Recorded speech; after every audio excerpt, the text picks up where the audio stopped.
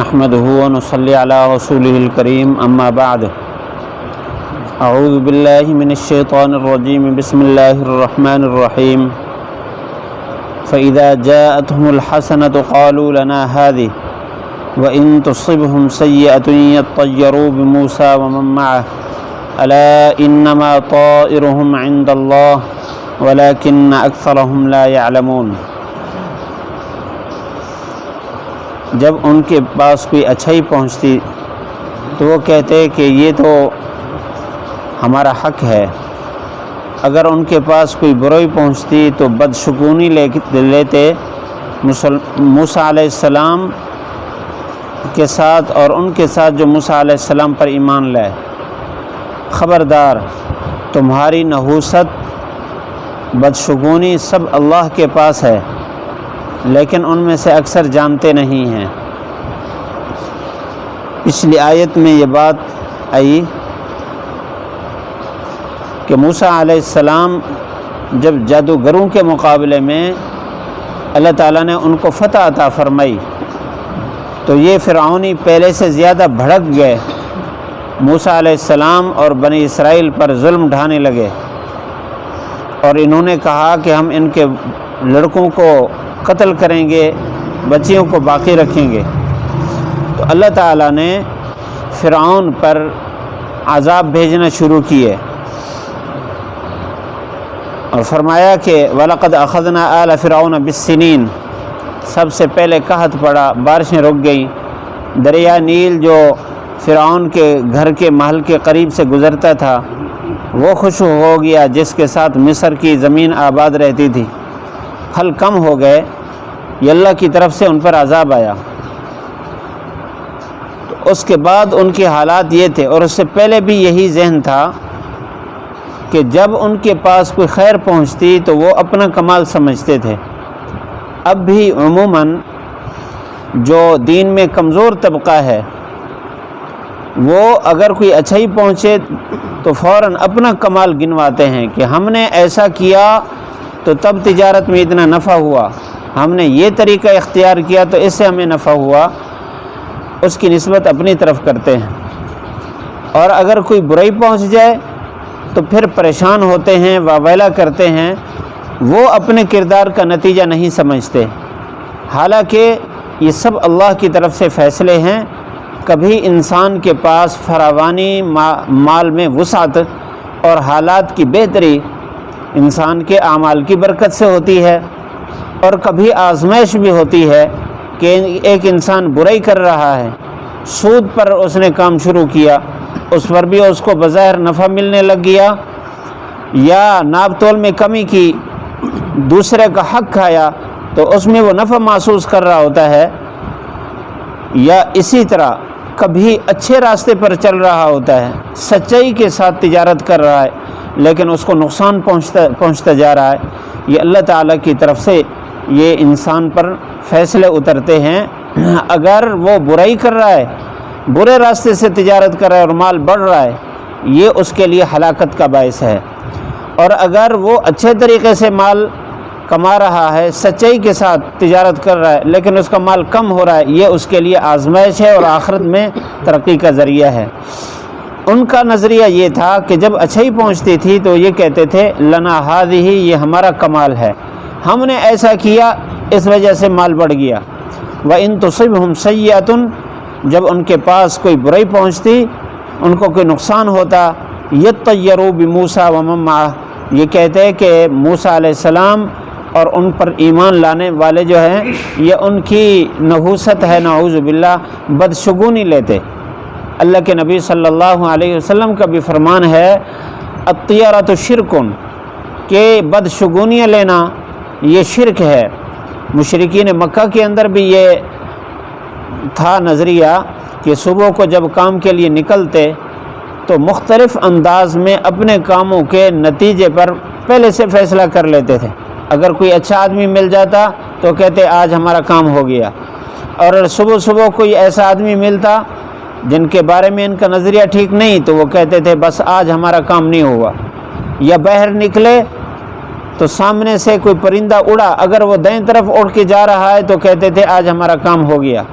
اگر بائیں طرف اڑ کے جاتا تو کہتے آج ہمارا کام نہیں ہوگا۔ باہر نکلتے کوئی جانور نظر آ جاتا، اچھا جانور نظر آ جاتا تو کہتے تھے بس آج ہمارا کام ہو گیا، اور اگر کوئی برا جانور جن کو برا سمجھتے تھے کہتے آج ہمارا کام نہیں ہوگا۔ حالانکہ کاموں کا ہونا نہ ہونا ان چیزوں کے ساتھ وابستہ نہیں ہے، وہ اللہ تعالیٰ کے فیصلے ہیں۔ یہاں اللہ تعالیٰ نے یہ بات فرمائی، الا انما طائرهم عند اللہ، تمہاری بدشگونیاں اور تمہارے یہ برے نظریات، یہ سارے فیصلے اللہ تعالیٰ کے پاس ہیں، بندوں کے پاس یا کبوتروں اور پرندوں کے اڑنے کے ساتھ اس کا کوئی تعلق نہیں ہے۔ یہ انسان پر آزمائش ہے، ولیکن اکثرهم لا يعلمون، لیکن اکثر لوگ اس کو جانتے نہیں ہیں۔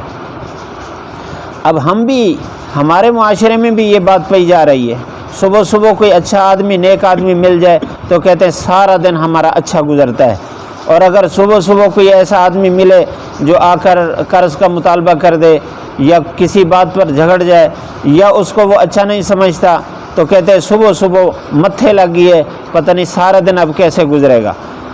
ایسی بات ہرگز نہیں ہے۔ اللہ کے نبی صلی اللہ علیہ وسلم نے ہمیں اچھے اور برے دن گزارنے کے طریقے اور ان کی علامات بتائی ہیں۔ جو آدمی صبح اٹھتا ہے، اللہ کے نبی صلی اللہ علیہ وسلم کا فرمان ہے، رات کو جب غفلت سے انسان سوتا ہے تو شیطان 3 کانٹے دیتا ہے۔ اب اگر یہ صبح صبح اٹھ گیا، وضو کیا تو اس کے وضو کرنے سے 1 گانٹ کھل جاتی ہے، پھر اس کے بعد مسجد کی طرف آیا تو دوسری گانٹ کھل گئی، اس نے نماز جماعت کے ساتھ پڑھی تو تیسری گانٹ کھل گئی، اب نحوست ختم ہو گئی۔ اب صبح کے یہ دعائیں پڑھ لے تو اللہ تعالیٰ سارا دن اس کی زندگی میں برکات نصیب کر دیتے ہیں، اور اگر صبح پڑھا رہا اور صبح کی نماز نہیں پڑھی تو سارا دن نحوست کے ساتھ گزارتا ہے، کیونکہ اللہ کی ناراضگی سے اس نے دن کو شروع کیا ہے۔ تو انسان کے اپنے اعمال کے ساتھ انسان کی اچھائی یا برائی کا تعلق ہے، دوسری چیزوں کے ساتھ نہیں ہے۔ اللہ تعالی ہم سب کو اچھے نظریات نصیب فرمائے، برے نظریات سے بچائے۔ ہاں، نیک شگونی کے بارے میں حدیث میں آتا ہے، آپ صلی اللہ علیہ وسلم نے اس کو لیا ہے۔ مثلا کوئی آدمی آ گیا، آتے ہی آپ صلی اللہ علیہ وسلم نے اس کا نام پوچھا، اس نے اپنا نام مبشر بتایا تو آپ خوش ہو گئے، کیونکہ مبشر کا معنی خوشی دینے والا، خوشخبری دینے والا، تو آپ کو اس سے خوشی ہوتی۔ عبداللہ آ گیا، پیارا نام ہے، آپ صلی اللہ علیہ وسلم خوش ہوتے، آپ فرماتے کہ دیکھو اچھی خبریں آ رہی ہیں، اس سے دل خوش ہو رہا ہے۔ بدشگونی کے بارے میں اللہ کے نبی نے روکا ہے۔ اللہ تعالی ہم سب کو عمل کی توفیق نصیب فرمائے۔ پڑھ لیجئے، فَإِذَا جَاءَتْهُمْ الْحَسَنَةُ قَالُوا لَنَا هَذِهِ وَإِن تُصِبْهُمْ سَيِّئَةٌ يَطَّيَّرُوا بِمُوسَى وَمَن مَّعَهُ أَلَا إِنَّمَا طَائِرُهُمْ عِندَ اللَّهِ وَلَكِنَّ أَكْثَرَهُمْ لَا يَعْلَمُونَ۔ فَإِذَا جَاءَتْهُمْ، جب ان کے پاس آتی، الحسنہ کوئی اچھائی، قالو کہتے تھے، لنا هذه یہ ہمارا حق ہے، ہم اس کے حقدار ہیں، ہماری وجہ سے ہوا ہے۔ وَإِن تُصِبْهُمْ جب ان کو پہنچتی، سیئۃ کوئی برائی، ناگوار بات، یطیروا بموسیٰ تو بدشگونی لیتے موسیٰ علیہ السلام کے ساتھ، ومن معہ اور ان پر جو موسیٰ علیہ السلام پر ایمان لائے۔ الا خبردار، انما طائرہم ان کی نحوست عند اللہ، نحوست کے فیصلے اللہ کے پاس ہیں، ولیکن اکثرہم لیکن ان میں سے اکثر لا یعلمون جانتے نہیں ہیں۔ والصلاة والسلام على سید الانبیاء والمرسلین ربنا آتنا فی الدنیا حسنہ وفی الآخرۃ حسنۃ وقنا عذاب النار۔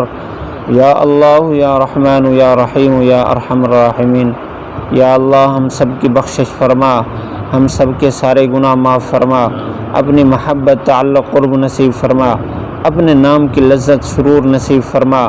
یا اللہ ہمارے ہر کام میں برکت نصیب فرما۔ یا اللہ ہمیں ہر اس کام سے بچا، یا اللہ جو تیری ناراضگی کا سبب ہو، یا اللہ تیری طرف سے روکا گیا ہو، یا اللہ ہمیں وہ کام نصیب فرما جس پر تجھے خوشی ہو اور تیری رضا ہمیں حاصل ہو۔ یا اللہ ان کاموں میں برکت بھی نصیب فرما، خیر بھی نصیب فرما، ہر قسم کی آزمائش سے بچا۔ فتنوں سے بچا۔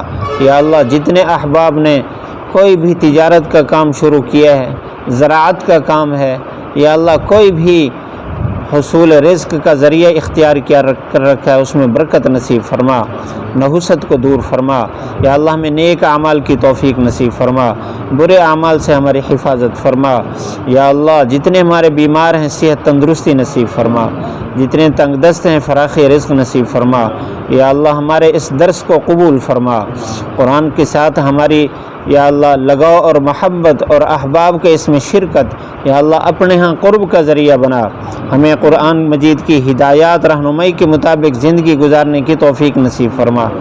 ربنا آتنا فی الدنیا حسنہ وفی الآخرۃ حسنۃ وقنا عذاب النار، وصلی اللہ تعالی علی خیر خلقہ محمد وآلہ وصحبہ اجمعین۔